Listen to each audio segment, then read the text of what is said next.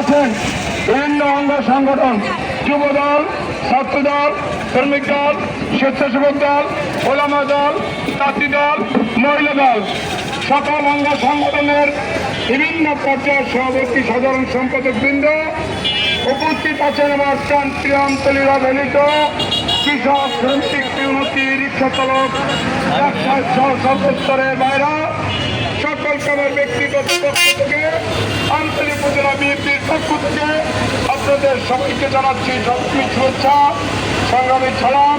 আসসালামু আলাইকুম। ভাইরা আমার, আপনারা কেমন আছেন? ভালো আছেন? আপনারা আজকে এমন এক ব্যক্তির একটি দল আমাদের মাঝে গঠন করে গেছেন, শহীদ প্রেসিডেন্ট জিয়াউর রহমান।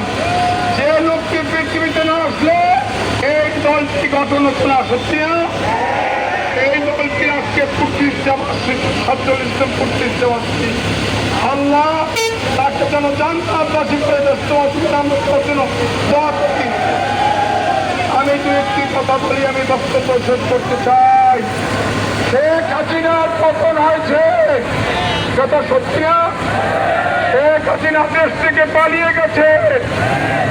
আমার বক্তব্য আমার প্রশাসনের ভাইরা মনে হয় শোনেন, প্রশাসনের ভাইরা আছে।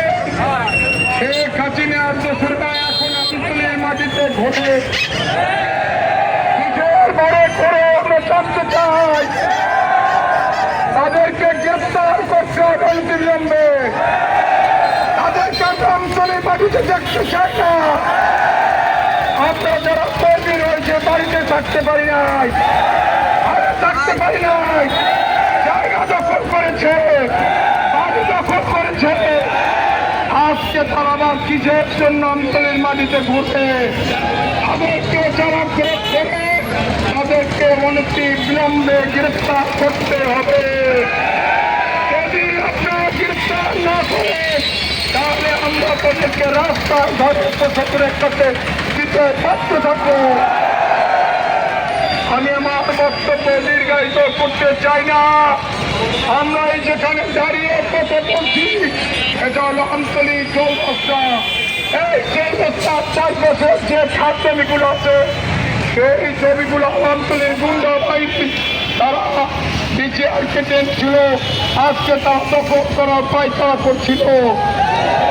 আমরা একটি জানাই আর কোনদিন আওয়ামী লীগের দোষরা যেন আর কোনদিন অত্যাচার নির্যাতন মানুষের পূর্তি করতে না পারে, সেজন্য আমরা সবাই থাকবো।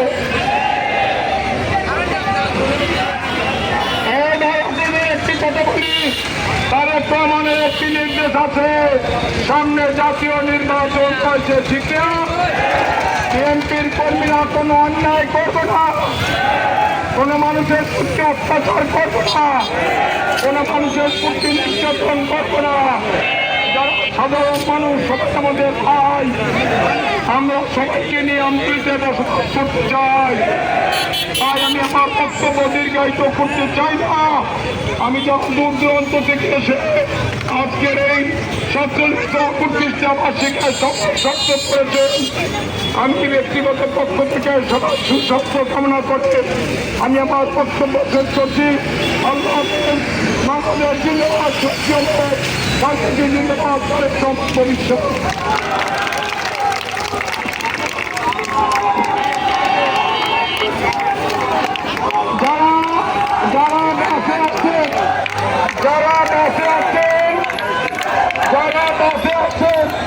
তারা বাসের গন্তব্যস্থানে যাবেন, যারা গাড়িতে আসছেন তারা গাড়ি স্থানে ইজামাত যাবেন।